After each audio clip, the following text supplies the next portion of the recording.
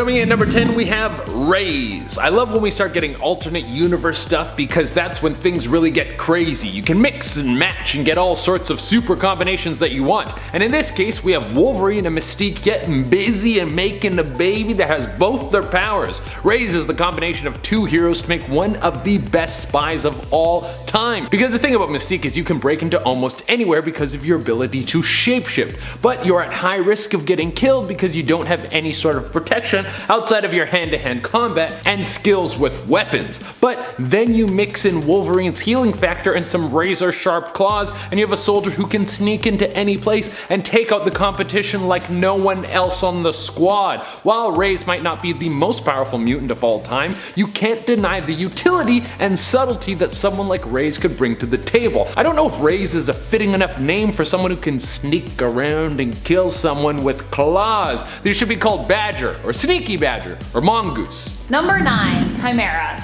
Chimera is the daughter of Storm from the alternate Earth of 13729. The same reality that Rays hails from, actually, weirdly enough. The identity of Chimera's father has never been confirmed, but many believe that she's the daughter of Storm's frequent love interest, Black Panther, which would be pretty cool, and I think is what we all want to happen here. We don't normally get to see what these two's future children would look or be like, so yeah. Chimera is a mutant like her mother and first appeared in Wolverine in the X-Men issue 36. She was created by Jason Aaron and Ed McGuinness, and she possesses telepathic powers which allow her to communicate with and influence animals. She's also an expert tracker, which implies to me that she's either the daughter of Black Panther or possibly also of Wolverine. A reality where Wolverine is kids with both Mystique and Storm, though, seems really intense, so I'll just leave that in your mind. And before we get into our next point, just give this video a big thumbs up because that really helps us out, guys. Coming in at number 8, we have Megan Frost. I don't know what it is with Scott Summers, but it seems that he has a thing for telepaths, or they have a thing for him. I'm not sure which way the pendulum swings, but either way, he has a few kids via telepaths. This time, it would be him and Emma Frost who would hook up and make Megan Frost. Megan comes to the table with a host of powers from her parents. She's got her dad's psionic blast, and she's got her mama's telepathy. She also has a host of telekinetic powers, so it would seem that Scott Summers might have some hidden telekinetic powers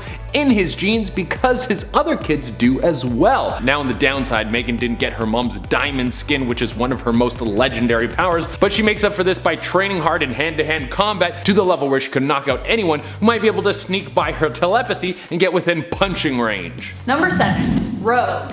Rogue is the daughter of Mystique and Destiny. Well, adopted daughter anyways, but they were both definitely more influential in the raising of Rogue than our own biological parents, so I consider them more of her parents than her actual parents, I guess? They are her actual parents. That's it. Before she ran away as a teenager, Rogue was raised in a hippie commune by her father and aunt after her mother disappeared. After she'd left, she ended up being approached by Mystique, who was told to seek her out by her long-term partner, Destiny. Rogue joined the two of them and they raised her like their own daughter. While Rogue is super awesome and powerful, Mystique is rarely associated with the X-Men, which is why Rogue ranks so low on this list.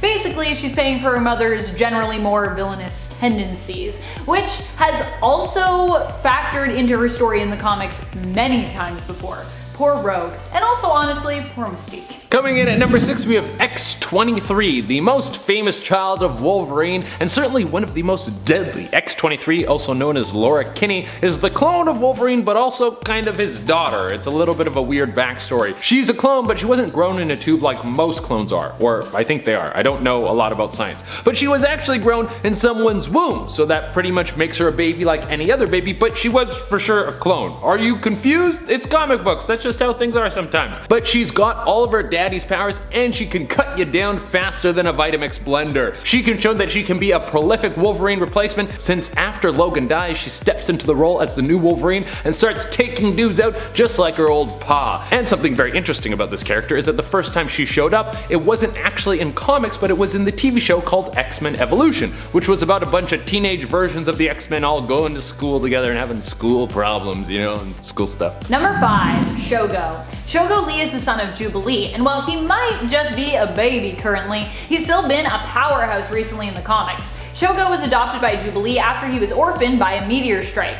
Sounds random, but it actually tied into stuff. Anyways, for Jubilee, adopting Shogo was very important and a big part of her growing up as a character. As far as we know, Shogo is not immune like his mom, but he did have some pretty cool powers while in Otherworld. His imagination combined with fairy magic granted him the ability to turn into a dragon while in Otherworld. A mother freaking dragon. A dragon. So yeah, he is basically a dragon whenever he's there in Otherworld, which makes him pretty powerful while on those planes. Saturnine herself also took a shining to him, and he was instrumental during the fight at the end of the Ten of Swords event. Coming in number 4, we have Cable. I mean, how do we make a list of children of X-Men and even think about leaving out Cable? Cable is the son of Scott Summers, better known as Cyclops, and the very powerful telepath Madeline Pryor, who's the evil clone of Jean Grey. See, Scott thought he was gonna have a baby with Jean, but it was a trick! There's so many tricky babies in comic books. Well, they had a baby, and that baby became insanely powerful, one of the most powerful telepaths, and then he becomes a skilled soldier, and then he goes back in time to work with his dad and sometimes against his dad. It's a very complicated situation. He also gets some sort of technovirus put into him, and it makes it harder for him to use his powers because he has to constantly use his mind to fight off the technovirus. And he gets cloned, and his clone is evil and has no virus. And he's buddies with Deadpool. The two of them work together in a straight man stooge double act kind of thing. Number 3, Polaris. While some might think of Magneto as more of a villain and therefore not one of the X-Men, he has been a member on and off throughout his history and has even led teams both within and without the main continuity. His daughter Lorna Dane and himself have one of the most strained relationships of all of the X-Men and their kids. This has been highlighted recently and ultimately comes down to the fact that initially Magneto manipulated Lorna, keeping the truth of him being her father from her. Not a great start. Even when that fact was revealed to her, he still hadn't been the best dad. And Polaris has even called him out on this before in the comics, reminding him that he doesn't even really know her. Yeesh. Still, the two teaming up together are able to perform some pretty powerful feats as both share the power of magnetism. Coming in number 2, we have Legion. If you're Professor X's kid, you know you're going to be extremely powerful, and you would think you would be raised by the perfect dad and have one of the best fathers around. Well, even though Xavier is good at raising kids that he has no blood connection to, he isn't that good at making a strong connection with his own son. Part of it is just bad parenting, and the other part is Legion is a lot to deal with even for the most powerful, responsible, and well-adjusted parents on the planet. See, Legion isn't just one mutant. He has split personalities that live in his body, and each one of them has their own mutation. So Legion can switch from personality to personality and change his power. That's a pretty serious combination of abilities that probably work really well together. Well, here's the thing. You don't need his powers to work together because several of these mutants are Omega level. And when I say several, I mean around 200. And even the ones that aren't strong enough to wipe out existence itself, which Legion has done more than once, they are still strong enough to create an amazing storm of chaos. And there are new powers and personalities being created all the time inside Legion's body. Rogue was inside Legion's mind once, and she said there were over 1,000 personalities with new ones being born. Number 1, Daken. Daken is definitely one of the most iconic X-Men kids, I believe. Although, obviously, X-23 is also up there. I'm sorry that I just dissed her by putting Daken above her. And he's a really well-known X-Men kid, despite the fact that he has major daddy issues. Daken is now all grown up and is currently part of the X-Factor team, but he has been all over the place when it comes to his alignment since he was first introduced in the comics in Wolverine Origins issue number 10. We've seen him as both a villain working against his father, even trying to kill him. We've seen him take on the Punisher alongside the Dark Avengers, acting as Osborn's assassin. We've seen him tangle even with the likes of Deadpool and be manipulated by the lovable and very unstable Mirth, but he's also acted heroically from time to time, and now seems to be more on the side of those things with X-Factor. Though, then again, Krakoa is a place for all mutants, so it's not like him being a bad boy would ever mean that he'd get kicked off the team. And when it comes to mutant bad boys, Daken is definitely one of the baddest. I need to do a mutant bad boy list so I can put him at the top. Kicking off the list at number 10, Kitty Pryde and Pete Wisdom. Scotland is a lovely place to fall in love. So magical, all the fresh air and the mountains makes your brain happy, you know? And that's exactly what happened to Pete Wisdom and Kitty Pryde. They met in Scotland when Black Air assigned them to help Excalibur on a mission, and Kitty at first hated this dude. I mean, he was smoking all the time, he was just a bummer to be around. She didn't trust him at all on top of all of that. So he was just like this mysterious smoking man that she was like, yeah, whatever. So she felt like she had to go on a mission with him, you know, to keep a watch on this guy, see what he's all about. And then of course she sees the soft side and falls in love. But there's of course the age gap, plus she was still hung up on Colossus. I mean, of course, who wouldn't be? The two of them hit it off for a bit anyways. That is until Kitty left to join S.H.I.E.L.D. and then almost cheated on him. Yeah, it got really close, like last minute, it was bad times. She tried keeping it a secret, but people, the truth always comes out and it always goes around. He left even though she begged him not to, so definitely a rough time with them too. And guys, just a reminder before we go to number 9 to go ahead and give us a super thumbs up on this video because it helps us out a lot in the studio. Thank you so much. You guys are the best. Now over to some brother and sister romances. Number 9, Scarlet Witch and Quicksilver. The twins are pretty close, naturally. I mean, one's a witch, the other has super speed. They're the coolest twins ever. And the two got a little too close though in the Ultimates. Yeah, we're trying to get that out of our brains and our eyes. So sure, this was an alternate universe or whatever, but you can't unsee some of this stuff. In the 3rd issue of the Ultimates, the Wasp is like, oh man, those twins sure do love each other. And Cap's like, why of course they do, they're family, haha. And then she's like, no dude, like he loves her, loves her. And then Cap gives this reaction, and that was a cool moment because you and Captain America both had the same exact face at the same time while you were reading. It's like you're in the book, how lovely. Number 8, Wolverine and MJ. I guess when you run out of people to hook up with on your own team, you gotta branch out a little bit, or branch down in age. So Wolverine and Mystique are the two X-Men most likely to try and steal your boo. So in Ultimate Spider-Man issue 66, we see Wolverine at it again. So Wolverine and Spider-Man swapped bodies, you know, kind of like the Change-Up or Freaky Friday. Yeah, Mesmero switched their bodies, so Peter's like, hey, I think you should go to school because school is important, blah, blah, blah. You should do that and I should do this. So while Wolverine was in Peter's body, he at one point ended up kissing MJ. Yeah, and that's not even the end. He even tried to sleep with her. What a creep, what a creep. Yeah, I guess those walks to school were starting to pull on the heartstrings a bit, you know? So Mary Jane told them she wants to wait until they were older for that kind of stuff to happen. So thankfully nothing too crazy happens, but come on Wolverine, what are you doing? Pick on someone your own age or size, or just don't, just be single, go be single forever. Number 7, Magneto and the Wasp. Okay, in the original Secret Wars 3, the pair actually have a one-night stand. And she even said that Magneto is a great kisser, so what do you know? A few of you are watching like, I knew that, who didn't know that? Of course. So here's the kicker, Magneto was apparently drugged. Yeah, it was revealed from Jim Shooter, the guy who wrote the series. He said that Magneto was accidentally drugged during all of this. So he was extra lovey-dovey with Janet at this point. So Magneto was head over heels for her, but the Wasp on the other hand was like, yeah dude, that was a one-time thing, one-O-N-E.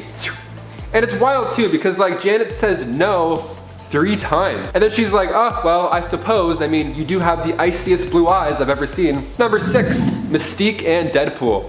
Okay, so I mentioned earlier about Mystique getting around a lot with the team. Deadpool though, whew, not that different after all. So it was only bound to happen where the two of them crossed paths in holy matrimony, that is. Yeah, so in Deadpool number 27, simply titled The Wedding of Deadpool, we find out that Mystique and Wade are married, or were married. That would be the best wedding of all time, by the way. That was open bar. Whew. So while the love wasn't true or strong enough to last, it was still one that had us all sitting up and loving. And it didn't take long for him to ask her to sign the divorce papers. He's also been married quite a few times, so this wasn't, you know, a first. He probably had a few extra pieces of paper lying around. He's like, yeah, here's one. So why didn't the couple work out, you ask? Well, Mystique was actually just using Wade as a way into Weapon X so she can get her hands on some files. Classic. The issue itself is quite enjoyable. We even see Wade visit our very own Niagara Falls. And yes, maybe he gets a bit too close. Number 5, Nightcrawler and Jermaine Sardos. I can't not include this one, okay? So imagine right now, you're dating somebody and then you find out that they're actually your adopted sister this entire time. Who? Yeah, that's exactly what happened to Kurt Wagner. This is the best. So Kurt grew up with Jermaine Sardos, right? He was adopted by her and her mother. And they of course became close, as most siblings do, you know, being new siblings if anything. But then things get amazing. So Kurt started to date a woman named Amanda Sefton, and she turned out to be Jermaine in disguise. Yeah, surprise! Now, normally when you find something like this out, you're a little thrown off. I mean, maybe you feel sick to your stomach immediately. I mean, I would assume, I don't know, that's my first reaction. Nightcrawler is totally cool with it. He's like, yeah, for sure. No, I'd be more demonstrative about it, but you know, I don't want to set a bad example for Kitty Pryde, you know? Number 4, Kitty Pryde and Colossus. Age is just a number, I guess. I mean, at least when it comes to X-Men hookups. So when the two first met in X-Men issue 129, she's said to be like 12 or 13 years old. They're trying to recruit her to go to Professor Xavier's school, and Colossus is like 18 or 19, we think, at this time. Now, in the Days of Future Past storyline, beginning in X-Men 141, we see Kitty and Colossus married in the future.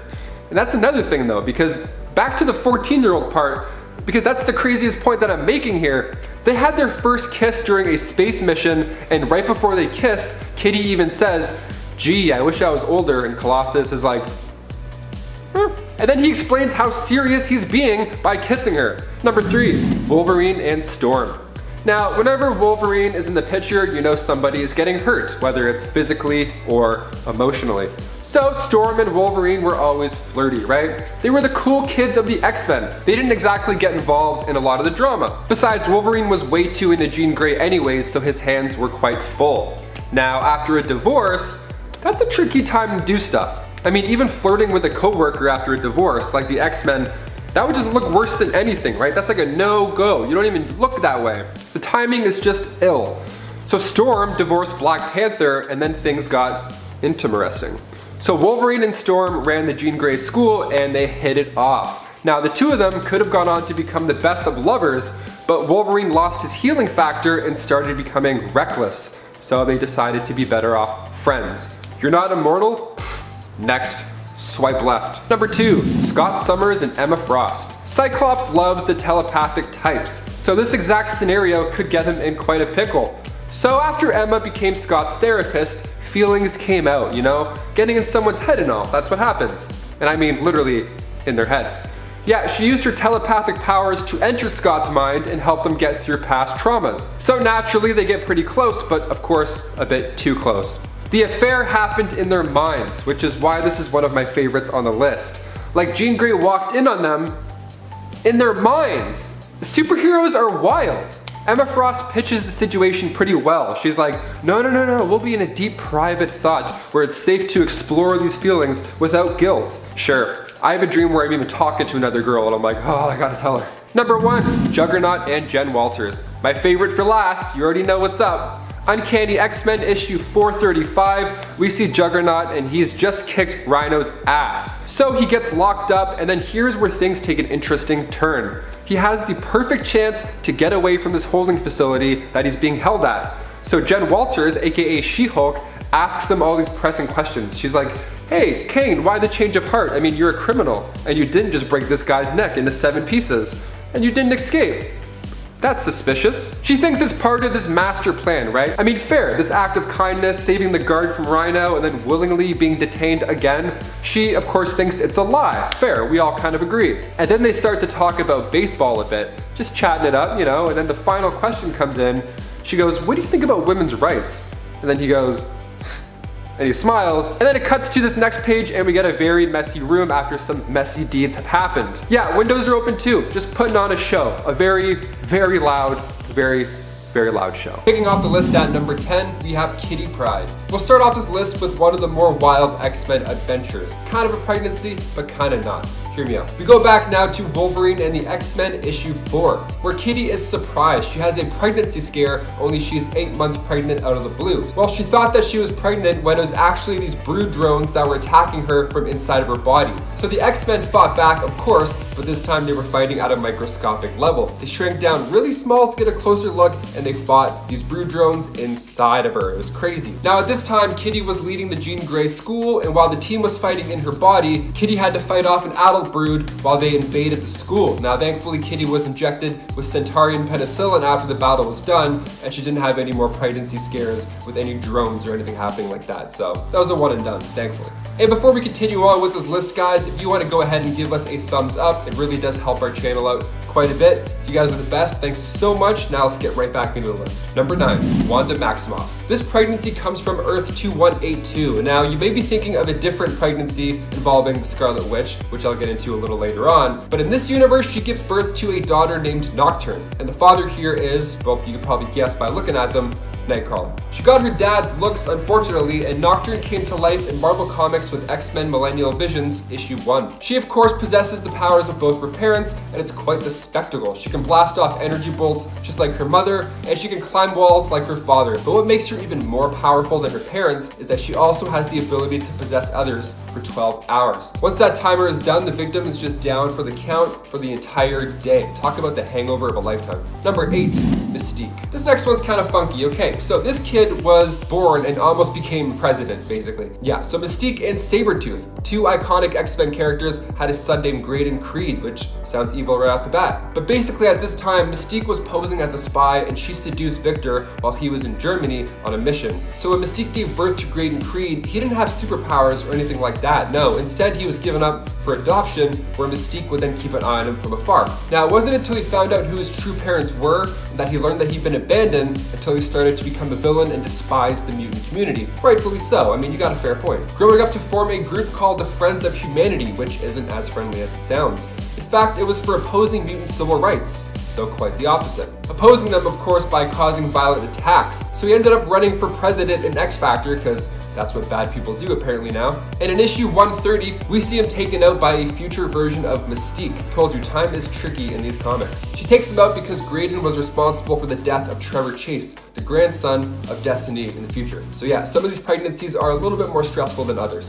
Number 7, Emma Frost. This alternate reality introduces us to Ruby Summers, the daughter of Emma Frost and Cyclops. Her first appearance was in X Factor special Layla Miller issue 1. So meet Ruby Summers. She lives in that same cruel future where Bishop was born. Now, this Sentinel-controlled nightmare of a reality is not an ideal place to live. So there and her much older father ran the Summer Rebellion, where humans and mutants came together to make a stand. Now, Emma's never seen in the comic because, well, she wasn't alive when the story began, but Emma was still being talked about and missed dearly by Cyclops. He's just sitting on a bench looking out at the water, all sad and Cyclops-like. Number 6, Wanda Maximoff, again. One of the biggest turning points for Wanda in the MCU is, of course, during the events of WandaVision. See, just like the comics, Wanda gives birth to 2 twins, Billy and Tommy. And as we saw in the show, the kids were just created using Wanda's magic, and they were also left behind, as well as the life that she had created post-Endgame, including Vision. But what does this mean now for Wanda? Will she be okay? It kind of feels like she just lost Vision again, this time with children in a house. It kind of feels worse than the first time around, maybe. So the loss of her kids is actually what caused the events of the House of M to unfold in the comics. And with Wanda reading up on chaos magic with the Book of the Damned at the end of that show, and we hear her kids calling out to her right before the screen cuts to black, perhaps she's not completely done with them yet. Billy, aka Wiccan, gained the abilities of magic like his mother, and Tommy, aka Speed, has, well, super speed like her brother Quicksilver. Number 5, Madeline Pryor. She made her first debut in Uncanny X-Men issue 168, and since her first arrival to comics, she bared a striking resemblance to Jean Grey, who had passed on at this time in the comics. Now, everybody thought she was just Jean Grey reborn, and to make things more fishy, Madeline's mind was closed off to Professor X, and she was the only survivor of a plane crash that went down when the Dark Phoenix just happened to disappear on the moon. Coincidence? Maybe not. No. So what ended up happening was that she was a clone of Jean Grey created by Mr. Sinister. See, Mr. Sinister's plan was for Madeline and Scott Summers to have a child, and then they could use that child to defeat Apocalypse. And that child was, of course, Nathan Summers, aka Cable. Number 4, Mystique. Again, when you have a child, at least in the Marvel Universe, those powers are not only passed on, but usually they're stronger than before, because that's just how fun comic books work. This was the case on Earth 13729 when Mystique gave birth to Raze, with the father being Wolverine. Sounds like the dream team. Imagine being born with just one of those parents' abilities, you'd be set. But luckily, Raze was born with both. Well, Not really luckily, unfortunately rather. Yeah, Reyes grew up resenting his mother, and eventually his hatred came full circle when he took her out and then replaced her without anybody knowing. Yeah, super kids can be super evil as well, you never know. Reyes' shape-shifting powers are stronger than his mother's, and he clearly has some aggression issues just like his dad. In X-Men No More Humans, Reyes had this ultimate plan where he was going to remove the human population from Earth, and then now instead bring in mutants from other multiverses to make this massive mutant paradise, this big water park full of mutants. Some of these alternate offsprings are just a nightmare. Oh my god. Number 3, Rogue. We now take a look into 2005's X-Men The End. And in issue 5, Rogue, aka Anna Marie, got married and had children with Gambit. And they're a fan favorite when it comes to couples in the X-Men universe. And readers were delighted when they met Rebecca and Oliver LeBeau. Rebecca, nicknamed Ray, is the youngest, and she's a thief just like her dad, and she even carries a staff as well. But she also has the ability to fly, and super strength allows her to pack quite the punch. Oliver, he's great, the kid's awesome. He's older, he has quite the temper, and he loves to fight, and he just happens to be a skilled martial artist and often trains with his father. He has his mother's ability of absorbing powers, only his is of course even stronger. So he's permanently absorbed telepathy, and he's actually not a fan of it. He kind of hates it, which, fair. If I had telepathy, I probably wouldn't like it as much as I thought. Number 2, Mystique. Again. During the Battle of the Atom story, we were introduced to Charles Xavier II. This happened when Mystique was disguised as Moira McTaggart. He was given up at birth, and when his powers developed, he accidentally took out his new mom. Oops. But when he tracked down Mystique, that was the time I mentioned earlier, with Reyes taking the spot of Mystique. So the two were actually half brothers. How neat is that? They both ended up joining forces come All New X-Men issue 27. Xavier 2 was so powerful, he actually took over the minds of current X-Men members and recruited them to his own brotherhood. He was the worst. He controlled them like puppets. He gave them just enough brain activity to know what was happening to them, but not enough to fight it. What a damn nightmare. And finally, number 1, Storm. If you think that alternate reality of Earth 13729 is bad, with all those evil little offspring joining forces, wait until I tell you about Storm's child. Meet Chimera, also making her first debut in X-Men issue 36, Battle of the Atom. She's with the good guys this time, that's why I wanted to end with this one, because she's from the same world as Xavier 2, but she's on the good side. Thankfully. Chimera is the daughter of Storm, so she obtains the ability, of course, to manipulate the weather, and she too can make it rain. She can also influence animal behaviors psionically. That plus her super sense of smell allows her to track just about anybody. It's about time we get someone on the good team in this mad world.